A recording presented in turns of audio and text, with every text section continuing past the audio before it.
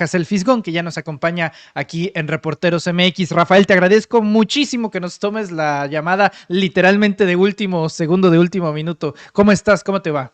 Pues bien, pues ahora sí que muy divertido de ser parte de los objetivos de la campaña negra de todas estas gentes. Ya esas cosas me divierten. A ver, el día de ayer, Latinus, a través de Carlos Loret de Mola, en esta cosa que ellos llaman noticiero, sacan una investigación hecha por Mario Gutiérrez Vega y demás, Rafael, diciendo que el chamuco, de los cuales forman parte Rafael Pineda, Rapé, José Hernández, Rafael Barajas, es decir, tú, reciben pues prácticamente oro ruso de Moscú, que reciben miles de millones de pesos, que ya son más ricos que Ricardo Salinas Pliego y que no quieren pagar impuestos. A ver, Rafael, ¿qué decir ante estas acusaciones Pues mira, de Carlos Loret de Mola?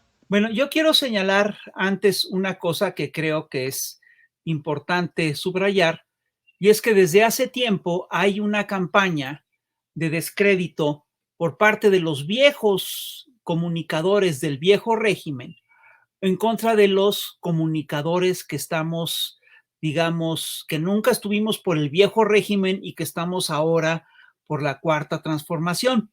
En esta campaña de descrédito, pues hemos visto cosas fantásticas, ¿no? Por ejemplo, a Epigmenio Ibarra, que tiene una empresa muy importante que se llama Argos, lo han acusado de que recibió imagínate, recibió Epigmenio ni más ni menos que un crédito de Nacional Financiera.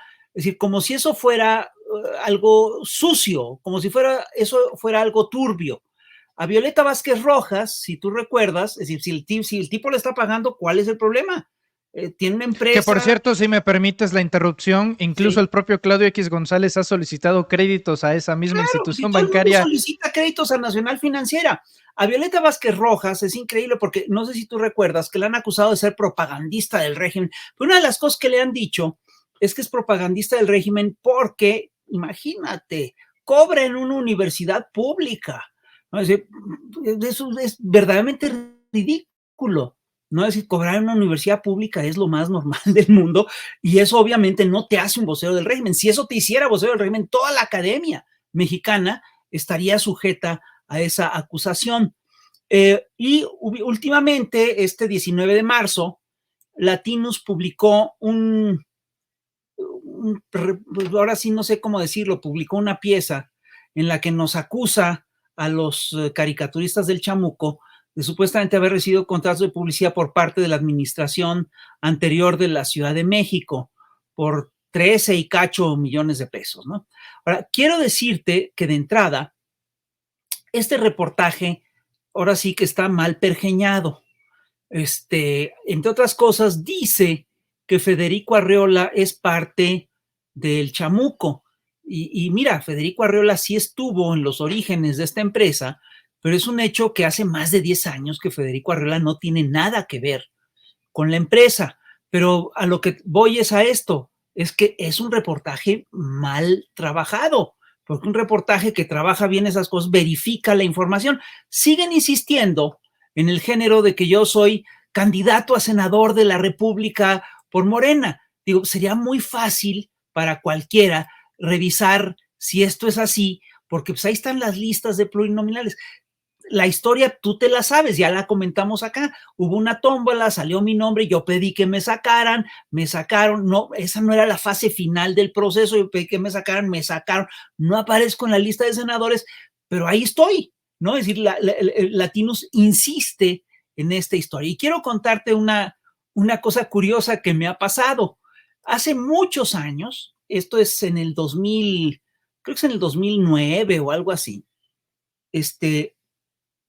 me propusieron también para que yo fuera candidato a diputado y decliné, pero por eso publicó la lista como si fuera una lista como si fuera una lista ya muy amarrada, tal. Ni siquiera era una lista definitiva, era una filtración que tenía proceso. Yo lo desmentí públicamente, pues nunca fui candidato a diputado, tal. Pero fíjate, curiosamente, hace unos meses me encontré con una persona que me felicitó por mi desempeño en la Diputación, ¿no? En el Congreso. Es decir, ¿Ah, sí?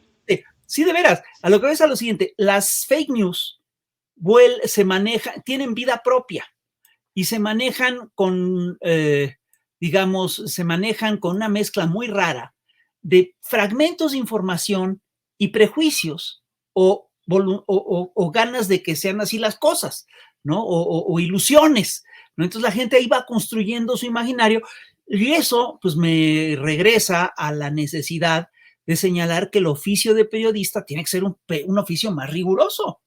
Digo, si van a mentir sobre nosotros, que por lo menos las mentiras demasiado gordas, ¿no? Que pues que las revisen, ¿no? Cuando van a decir una cosa tan salvaje, pues que sí lo revisen. Es lo que me pasó hace poquito con la señora Dolly Esteves, que acabó diciendo que yo era un agente filorruso. Hazme el favor, me sentí Pancho Villa, ¿no? Me sentí Pancho Villa invadiendo Columbus, ¿no? Es una cosa ya delirante. Te habla básicamente de cómo funciona ese viejo periodismo. Ahora, la aclaración que nosotros hacemos y que es muy simple es que, pues sí, nosotros tenemos una empresa que se llama Caricatura Internet, Animaciones y Revistas SASD, desde hace mucho tiempo, que ha tenido contratos con dependencias desde el 2007, ¿no? Hasta el día de hoy, que en eso no nos diferenciamos de ninguna otra publicación. Prácticamente todas las publicaciones que conocemos pues, viven en parte de la publicidad. Quiero decir que todos nuestros contratos son verificables en plataformas de transparencia. Y fíjate, es curioso porque nosotros siempre hemos tenido una relación muy transparente con estas cosas, todo lo publicamos y no tenemos jamás, nunca hemos tenido financiamiento turbio como luego el que sí tienen otros grupos que nos acusan, ¿verdad? Como, y que realmente tienen que ver con manejos raros de dinero, de alcaldías, de gobiernos estatales, y cómo yo sí quisiera, yo sí le pediría a Latinus que transparentara su financiamiento, ¿no? Porque esa empresa sí no transparenta su financiamiento. Y porque estoy seguro de que, digamos, en la pauta de las empresas periodísticas que reciben financiamiento, estamos en un lugar muy lejano del primer lugar, ¿no? Y no somos de las empresas que más han recibido contratos en los últimos meses. Es decir, en realidad, estos señores están recurriendo a una estrategia que es muy común en estas campañas, ¿no? Que es que inflan las cifras o las presentan de una manera tramposa. Te voy a poner un ejemplo muy claro.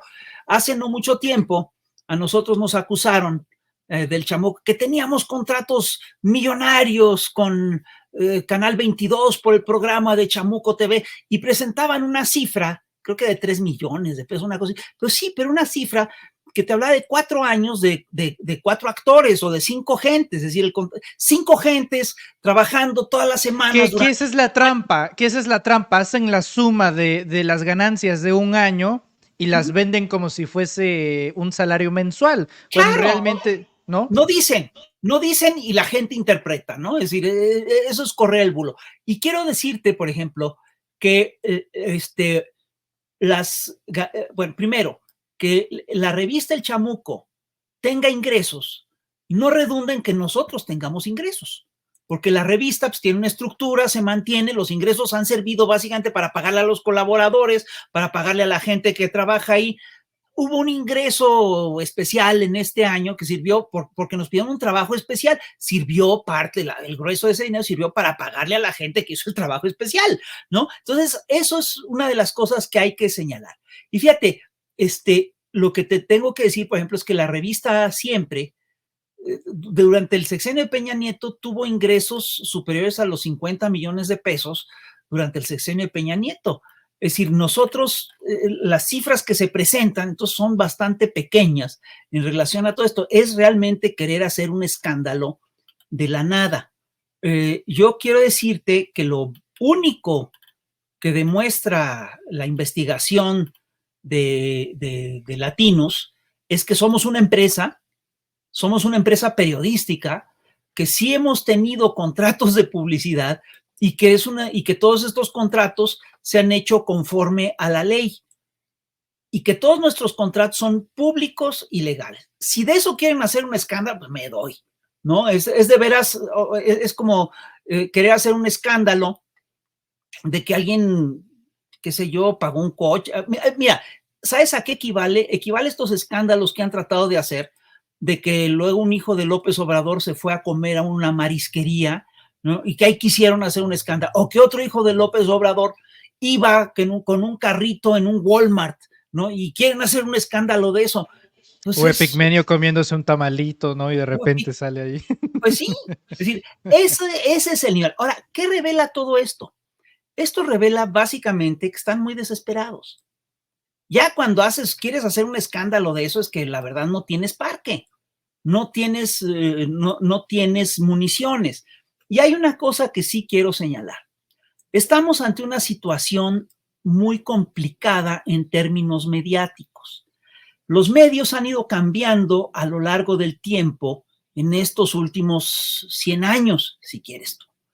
En tiempos del PRI, lo que tú tenías era un aparato de medios totalmente vertical, totalmente supeditado al gobierno y que repetía de manera implacable todo lo que el gobierno quería que se dijera. Era un periodismo de boletines. De hecho, la figura esta del chayotero es básicamente, es una figura muy especial y era muy mexicana y muy del periodo del PRI. ¿El chayote qué era? El chayote era una compensación de los salarios de los periodistas. Los periodistas eran muy mal pagados y entonces la otra parte de sus ingresos venía de la fuente que cubrían. Entonces tenían que portarse bien con la fuente a la que cubrían. Entonces, eso es lo que era el chayote, era una suerte de suplemento, que después se convirtió en otra cosa, se convirtió en una cosa de corrupción y de alteración de la información, todo lo que tú quieras. Y eso nos lleva, eso permitió estas lógicas de corrupción. Fíjate, hubo una cosa que se desarrolló en tiempos del PRI que fue muy impresionante y que tiene que ver con este hecho, con el hecho de que pagaban mal a los periodistas. Se consolidó esta cosa que es el periodismo de chantaje. Esto lo documenta muy bien el libro de Enrique Serna, del Vendedor de Silencio, que trata sobre Carlos de Negri, que era un señor un periodista que incluso compraba el espacio en Excelsior. Él pagaba por tener derecho a su columna. Y lo que hacía es que entonces ordeñaba la columna, iba con una persona, conseguía información delicada, hace cuenta sobre Manuel Pedrero, te decía, ¿lo publico o no lo publico? Entonces Manuel Pedrero pagaba para que no se publicara todo esto. Entonces esto efectivamente generó toda una cultura muy perversa de periodismo en la cual los periodistas vendían y compraban información, jugaban con la verdad. Y esto permitió una transición muy dócil a lo que fue la era neoliberal. En la era neoliberal todo fue una mercancía. Los espacios, la información, los espacios al aire, las líneas Ágata, todo se compraba y se vendía. Y así vimos, por ejemplo, cómo periodistas se hicieron increíblemente ricos vendiendo espacios en sus televisoras, en sus noticieros, ¿no? Ellos eran contratados por Televisa, por TV Azteca, pero en sus propios noticieros ellos tenían espacios que ellos gerenciaban y de los cuales ellos sacaban dinero. Y esto, por supuesto, armó toda una lógica, toda una forma de periodismo. El periodismo en la era neoliberal fue un periodismo de libre comercio. Todo absolutamente era una mercancía. Y en estas lógicas, pues sí, nos encontrábamos con que, por ejemplo, los dueños de revistas, los dueños de periódicos, utilizaban el chantaje para pedir publicidad. Es decir, hay cantidad de historias de periodistas que son sacrificados por su medio en aras de contratos de publicidad, ¿no? Bueno, nosotros nunca nos regimos por esas lógicas. Nosotros siempre entendimos que, pues, efectivamente, la publicidad es una de las cosas de las que viven las publicaciones, ¿no? Que es parte de lo que,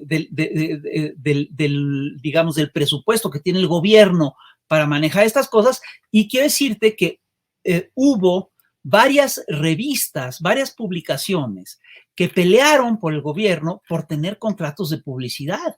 De hecho, fueron logros importantes para, por ejemplo, Proceso, para el proceso de Scherer, para la jornada de Carlos Payán, fue, estas revistas fueron excluidas de la mayoría de las pautas publicitarias de los gobiernos durante años, y que para nosotros fue una hazaña romper con este cerco y lograr tener alguna pauta publicitaria por parte del gobierno. Entonces, no es, nunca lo vimos, nunca vimos la publicidad como una cosa turbia. Ahora te quieren decir que nosotros siempre hemos dicho que la publicidad de por sí es mala, entonces el hecho de que nosotros hayamos criticado a otros que cobraban publicidad nos desautoriza a recibir publicidad. No, perdón, en estas historias siempre son importantes los montos y siempre es importante, pues siempre es importante cómo se administran estas cosas. Te voy a poner un ejemplo muy sencillo.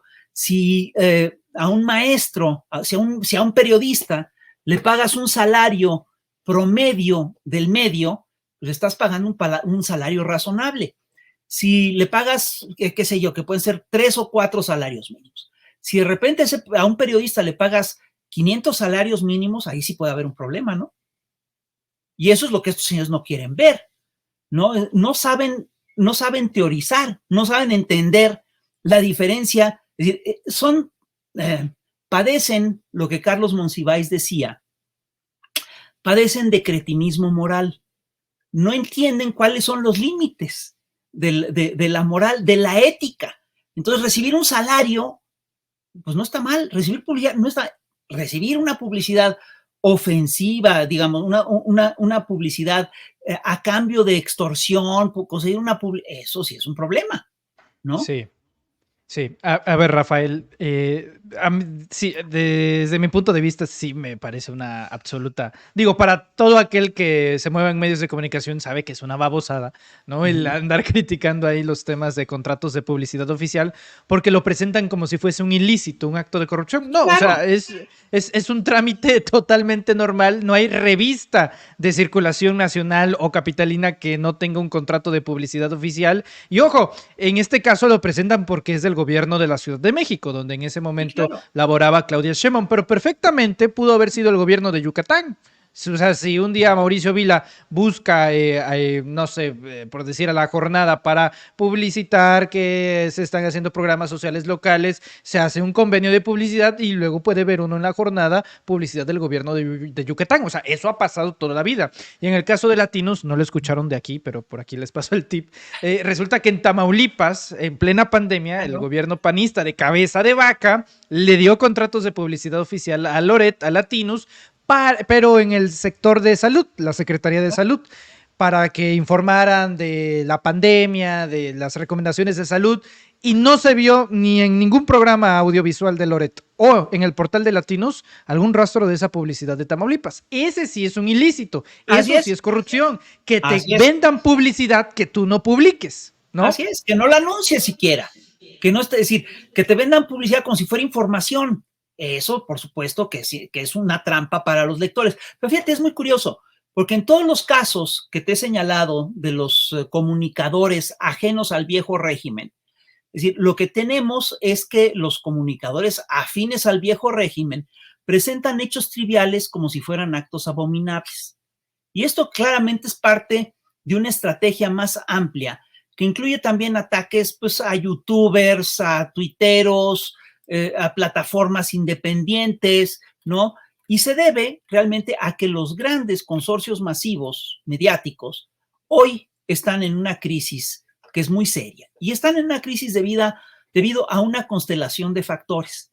Primero, el agotamiento del modelo neoliberal, el fin de un modelo de negocios informativo que valoraba en millones de pesos el tiempo aire. Segundo, hubo un cambio de régimen, les cambió el régimen que era el de ellos. Luego, esto viene acompañado con la pérdida de credibilidad de los viejos comunicadores. Y esto viene acompañado además de la aparición de nuevas plataformas y de tecnologías de comunicación que cambiaron la forma en la cual la gente se informa.